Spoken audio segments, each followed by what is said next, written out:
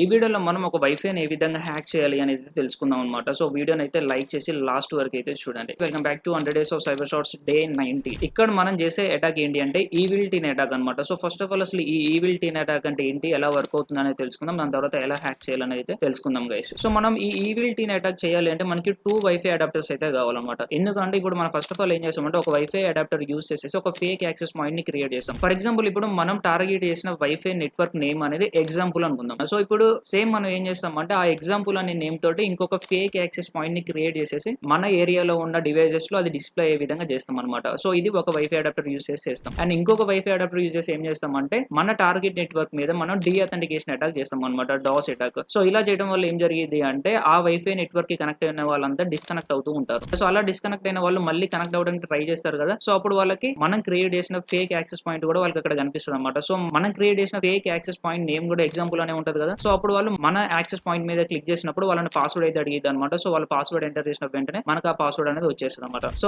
ఈ విధంగా మనకి ఈ ఈవిల్ టీన్ అటాక్ అనేది వర్క్ అవుతుంది. సో ఇది ప్రాక్టికల్ గా ఎలా చేయాలి ఏంటి అనేది స్టెప్ బై స్టెప్ ప్రాసెస్ అయితే నేను ఒక పీడిఎఫ్ అయితే చేయడం జరిగింది అనమాట. సో ఈ పీడిఎఫ్ మీకు కావాలి అనుకుంటే ఈ వీడియో డిస్క్రిప్షన్ చెక్ చేయండి. డిస్క్రిప్షన్ లో నేను గూగుల్ డ్రైవ్ లింక్ అయితే ఇచ్చాను అనమాట. ఆ లింక్ ఓపెన్ చేసి మీకు గూగుల్ డ్రైవ్ లో పీడిఎఫ్ అయితే ఉంటుంది. సో అక్కడ నుంచి మీరు అయితే చెక్ చేసుకోండి. Thank you.